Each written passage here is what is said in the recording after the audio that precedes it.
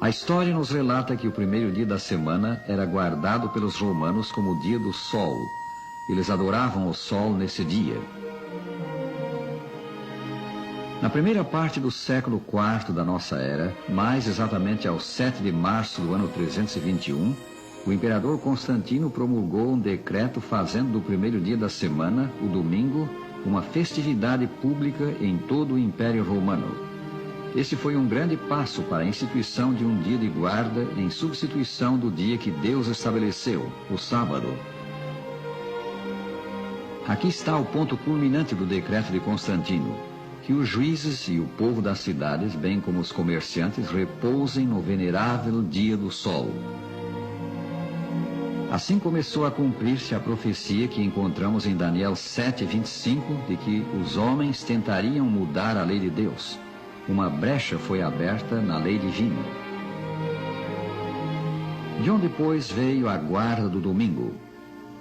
Em primeiro lugar, podemos dizer que ela não veio das Escrituras. A instituição do domingo como dia de guarda baseia-se na autoridade do homem.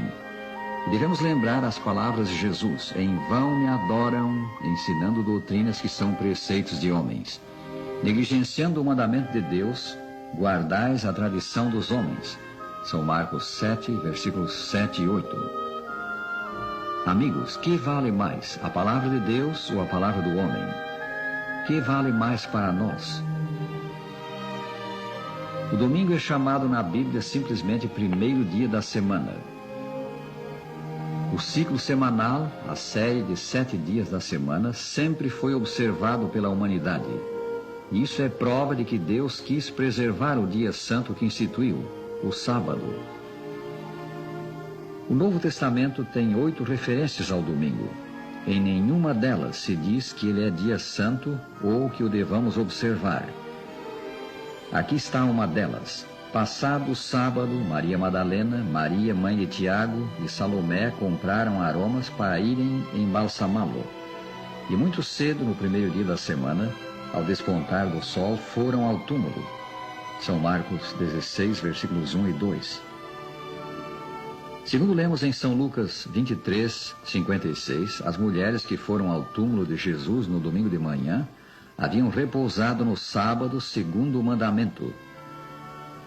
Elas saíram para o trabalho de embalsamar Jesus somente depois de findar o sábado. Como está escrito, no findar do sábado, ao entrar o primeiro dia da semana, Maria Madalena e a outra Maria foram ver o sepulcro.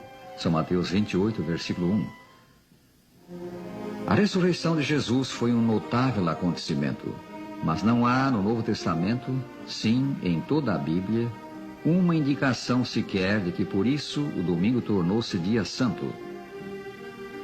A sexta-feira é chamada dia da preparação, preparação para o repouso do sábado. Nas palavras da Escritura, era o dia da preparação e começava o sábado. São Lucas 23, 54. A sexta-feira foi o dia em que Jesus morreu. São João esclarece que o corpo de Jesus foi tirado da cruz no dia anterior ao sábado. No sábado, Jesus repousou na sepultura, e no domingo ele ressuscitou gloriosamente. Mas nem Jesus nem os apóstolos ensinaram que devemos guardar o domingo em homenagem à ressurreição. Os seguidores de Jesus guardavam o sábado. Então, diz o autor sagrado, se retiraram para preparar aromas e bálsamos, e no sábado descansaram segundo o mandamento. São Lucas 23, 56. Em resumo, podemos dizer, nenhum preceito bíblico nos manda guardar o domingo. Jesus não alterou a lei. Não penseis, disse ele, que vim revogar a lei ou os profetas. Não vim para revogar, vim para cumprir.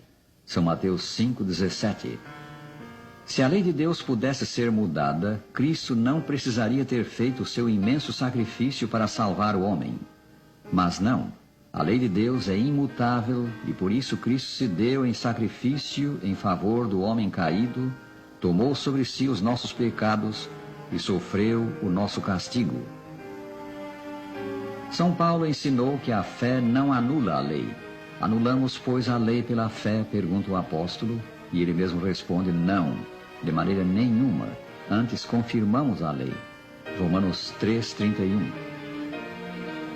A lei permanece inalterável como o trono de Deus e a salvação de cada alma é determinada pela obediência ou desobediência, pois qualquer que guardar toda a lei, mas tropeçar em um só ponto, se torna culpado de todos.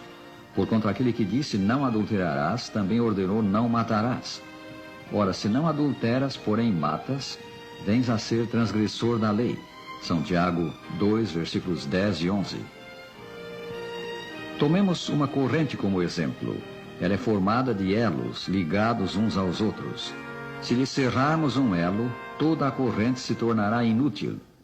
Assim também com os 10 mandamentos. Quem quebra um é culpado de todos. Pecado é o quebramento da lei, e a penalidade do pecado é a morte. Para salvar o pecador, Deus enviou o seu Filho que provou a morte por nós. A Escritura diz que quantos creem nele não perecem, mas têm a vida eterna. São João 3,16. Os que alcançam a salvação pela fé em Cristo são levados a obedecer aos mandamentos de Deus. Jesus disse: se me amardes, guardareis os meus mandamentos. São João 14, versículo 15. A verdadeira fé leva à obediência. Lembramos as palavras do apóstolo: anulamos, pois, a lei pela fé? De maneira nenhuma, antes estabelecemos a lei. Romanos 3:31. A fé no sacrifício de Jesus, a sua presença no coração, põe a vida do que crê em conformidade com os divinos preceitos. Na vida do verdadeiro cristão, fé e obediência, fé e obras são vistas sempre juntas. O sábado vem-nos do Éden perdido e deverá continuar no Éden restaurado, isso é, na nova terra. Em toda a Bíblia não encontramos o menor indício de uma mudança do dia de guarda. Na nova terra, os que aqui se tornaram obedientes pela graça de Cristo estarão para sempre com o Salvador. Em Isaías 63, 23 está escrito que eles virão à presença do Senhor, especialmente de sábado em sábado.